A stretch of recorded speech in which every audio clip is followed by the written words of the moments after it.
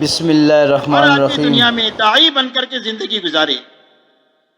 اس لیے کہ آدمی یا تو داعی ہوگا یا مدعو ہوگا، یا تو حق کی دعوت دے رہا ہوگا یا غلط دعوت کو قبول کر رہا ہوگا۔ دونوں حالتوں میں سے کسی ایک حالت میں آدمی کو ہونا ہے۔ اگر آدمی حق کی دعوت کے ساتھ زندگی گزارے گا تو کبھی باطل کی دعوت کو قبول نہیں کرے گا، چاہے کتنا ہی برائی کے ماحول میں یہ ہو، یہ دعوت اس کے لیے قلعہ بن جائے گی۔ اور اگر آدمی کی زندگی میں حق کی دعوت نہیں ہوگی تو مسلمان ملک میں، مسلمان گھر میں رہ کر غلط چیزوں کو قبول کرے گا، اس لیے کہ قلعہ اس کے ہاتھ سے نکل گیا۔ اس لیے ایک تو دعوت کے ساتھ زندگی گزارنا، تو دعوت کے ساتھ زندگی گزارنے کی کیا معنی ہے؟ فرمایا ہر فرد امت میں چل پھر کر کے ایک تو اللہ سمجھانا کہ اللہ کیسے ہیں اور کتنے بڑے ہیں، لوگوں کو اللہ سمجھانا، اللہ کی قدرت سمجھانا، اللہ کے خزانے سمجھانا، اللہ کے احسانات یاد دلانا، تاکہ لوگوں کے دلوں میں اللہ کی محبت پیدا ہو جائے اور محبت کے راستے سے انسانوں میں اللہ کی اطاعت اور فرما برداری زندہ ہو جائے۔ تو ایک تو لوگوں کو اللہ کی طرف بلانا، دوسرا ان لوگوں کو اللہ کے حکموں پر چلنے کا نفع سمجھانا اور نافرمانی کا نقصان سمجھانا کہ حکموں پر چلنے کا کیا نفع ہے اور نافرمانی کا کیا نقصان ہے، انسانوں میں چل پھر کر کے یہ سمجھانا۔ تیسری بات انسانوں کو یہ سمجھانا کہ جب تم اللہ کے حکموں پر چلو گے اور اللہ کی نافرمانی سے بچ جاؤ گے تو اللہ تمہاری آخرت بنا دیں گے، جو اصل کروڑ ہاں کروڑ سال کی تمہاری آخرت کی زندگی ہے، جو کبھی ختم ہونے والی نہیں ہے، اللہ حکموں پر چلنے کے راستے سے تمہاری آخرت بنا دیں گے۔ اس لیے انسانوں کو آخرت کی زندگی سمجھانا، وہاں کی نعمتیں سمجھانا اور وہاں کی تکلیفیں سمجھانا، تاکہ ہر آدمی اللہ کو اور آخرت کو سامنے رکھ کر کے زندگی گزارے۔ اس لیے سب سے پہلی بنیاد ان بنیادوں کی دعوت ہے۔ حضور صلی اللہ علیہ وسلم نے پوری امت کو دعوت پر کھڑا فرمایا۔ دوسرا عمل دین کا سیکھنا اور سکھانا ہے۔ آپ نے پوری امت کو دین کے سیکھنے کے لیے اور دین کو سکھانے کے لیے تیار فرمایا، اور دین کے سیکھنے سکھانے کے لیے اس مجمع کا انتخاب فرمایا، بالغ لوگوں کا اور مکلف لوگوں کا، جو شریعت کے مکلف ہے، ان کو حضور صلی اللہ علیہ وسلم نے اپنی محنت کے لیے چنا کہ یہ بڑے لوگ قرآن کو اور دین کو سیکھیں گے اور یہ سکھائیں گے، اور عورتوں اور بچوں کو اس کے تابع بنایا کہ ہر آدمی اللہ کے لیے سیکھے، اللہ کے لیے سکھائے، اور سیکھنے سکھانے پر لگانا پڑے تو اپنی جان مال لگا کر کے سیکھے بھی اور جان مال لگا کر کے سکھائے بھی۔ حضور صلی اللہ علیہ وسلم نے دوسرا عمل امت میں یہ زندہ فرمایا۔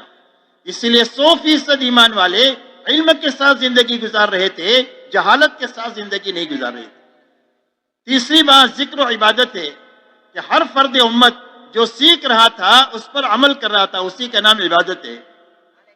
قرآن پاک اور حدیث پاک کے علم کو صحابہ نے جو لیا ہے وہ اس طریقے سے لیا ہے کہ اس آیت میں اللہ ہمیں کیا کرنے کا حکم دیتے ہیں اور اس آیت میں اللہ ہمیں کس چیز سے منع کرتے ہیں، حضور صلی اللہ علیہ وسلم کے اس فرمان میں کیا کرنے کا حکم ہے اور اس فرمان میں کیا چیز چھوڑنے کا حکم ہے۔ اللہ رسول جو کرنے کا حکم دیں گے وہ کرنا ہے، چاہے جی چاہے نہ چاہے، حکم چاہے نفع ہو نقصان ہو، ہر حال میں حکم پورا کرنا ہے۔ اور جس چیز سے اللہ اور اس کے نبی ہم کو منع کرے اس سے اپنے آپ کو بچانا ہے، جی چاہے تو بھی بچانا ہے، نہ چاہے تو بھی بچانا ہے، نفع ہے تو بھی بچانا ہے اور نقصان ہے تو بھی بچانا ہے۔ اس طریقے سے 100% ایمان والوں نے قرآن پاک کے اور حدیث پاک کے علم کو لیا اور عمل کے ساتھ یہ علم ان کی زندگی میں زندہ ہو گیا۔ اس کے لیے ان کے بارے میں آتا ہے کانو کتاب اللہ یمشون علی الارض، فرمایا زمین پر اللہ کی چلتی پھرتی کتاب تھے کہ جس کو قرآن سمجھنا ہوتا تھا یہ ان کی زندگیوں کو دیکھ کر سمجھ سکتا تھا کہ کرنے کے کام یہ ہے اور بچنے کے کام یہ ہے، جس سے ان کی زندگیاں بچی ہوئی ہے۔ اور چوتھا عمل جو ہے وہ اخلاق ہے کہ 100% ایمان والے ان اعمال میں اپنے آپ کو لگائے اور پوری امت کو لگانے کی محنت کیا، کسی سے لے کر نہیں کیا بلکہ اپنا لگا کر کے کیا کہ ہر ایمان والا اپنی جان بھی لگا رہا ہے، اپنا مال بھی لگا رہا ہے، اپنی صلاحیت بھی لگا رہا ہے اور اپنے فاقہ کو برداشت کر رہا ہے، تنگی ترشی کو برداشت کر رہا ہے اور اللہ کے دین کا کام کر رہا ہے۔ حضور صلی اللہ علیہ وسلم نے 100% ایمان والوں کو ان اعمال نبوت میں مشغول فرمایا، دعوت میں، تعلیم میں، عبادت میں اور اخلاق میں، اور ان چاروں اعمال میں پوری امت کے لگنے کے لیے 2 میدان محنت کے آپ نے تجویز فرمائی۔ ایک محنت نقل و حرکت کا کہ ایمان والے اپنے گھر کاروبار میں سے وقت نکال کر کے اللہ کے دین کو لے کر کے دنیا میں پھرے، دعوت دیتے ہوئے پھرے، دین کو سیکھتے سکھاتے ہوئے پھرے، اپنے دین پر عمل کرتے ہوئے پھرے، اور اپنی جان مال سے اللہ کی مخلوق کو راحت پہنچاتے ہوئے پھرے۔ ایک میدان آپ نے پوری امت کے لیے نقل و حرکت کا طے فرمایا، اس لیے سارے صحابہ اللہ کے دین کے لیے دنیا میں پھرنے والے تھے۔ لیکن کوئی بھی آدمی پوری زندگی نہیں پھر سکتا، گھر ہے، کاروبار ہے، بیوی بچے ہیں، ماں باپ کی ذمہ داری اللہ ہی کی طرف سے دی ہوئی ہے، لہذا پھر کر یہ واپس آئے گا۔ جب یہ واپس آئے تو یہی اعمال اپنی مسجدوں میں قائم کر کے اپنے آپ کو بھی اس میں لگائیں اور سارے ایمان والوں کو اس میں لگانے کی کوشش کریں، اس لیے کہ اللہ نے مسجد کو ہدایت کا مرکز بنایا ہے۔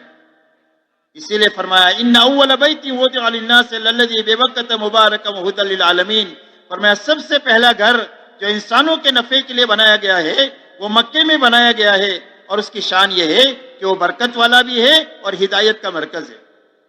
تو مسجد اللہ کے گھر پر، ہدایت اللہ کے گھر پر آتی ہے، اور اللہ کے گھر سے دنیا کی ساری مساجد میں جاتی ہے، اور فرمایا مساجد کے راستے سے انسانوں تک اور ان کے گھروں تک اعمال مسجد کے راستے سے ہدایت جاتی ہے۔ گھروں کا تعلق جب پانی کی ٹانکی سے ہو گیا تو ہر گھر میں پانی پہنچ گیا، گھروں کا تعلق پاور ہاؤس سے ہو گیا تو ہر گھر میں لائٹ پہنچ گئی۔ ایسا ہی ایمان والوں کے گھروں کا تعلق مسجد سے ہو جائے گا، اور جو اعمال ہماری مسجدوں میں ہوتے ہیں یہی اعمال ہمارے اپنے گھروں میں ہونے لگیں گے، تو مسجد کے راستے سے ہر گھر اور ہر فرد تک اللہ کی طرف سے ہدایت پہنچ جائے گی، اور ہدایت کے ساتھ ہر ایک کے لیے جینا آسان ہو جائے گا۔ اسی لیے حضور پاک صلی اللہ علیہ وسلم نے پوری امت کو یہ دو محنتوں میں لگایا ہے، ایک نقل و حرکت کی اور ایک مقامی محنت کی، اور آپ کی محنت سے دو ہی جماعتیں بنی ہیں، یا مہاجرین ہیں یا انصار ہیں۔ اور اللہ تعالیٰ نے قرآن پاک میں فرمایا والسابقون الاولون من المہاجرین والانصار والذین اتبعوہم باحسان رضی اللہ عنہ ورضوا عنہ، فرمایا سابقین اولین مہاجرین اور انصار میں کے، اور جو ان کے پیچھے پیچھے چلے، فرمایا اللہ ان سے بھی راضی ہو گیا اور پیچھے چلنے والوں سے بھی راضی ہو گیا۔ اسی لیے مولانا الیاس صاحب رحمۃ اللہ علیہ فرماتے تھے کہ ایمان والا یا تو اللہ کے دین کے لیے پھرنے والا ہوتا ہے یا مقامی محنت کرنے والا ہوتا ہے۔ مقامی محنت بھی زندگی میں نہیں ہے، پھرنا بھی نہیں ہے، تو ایک ایسا مسلمان ہے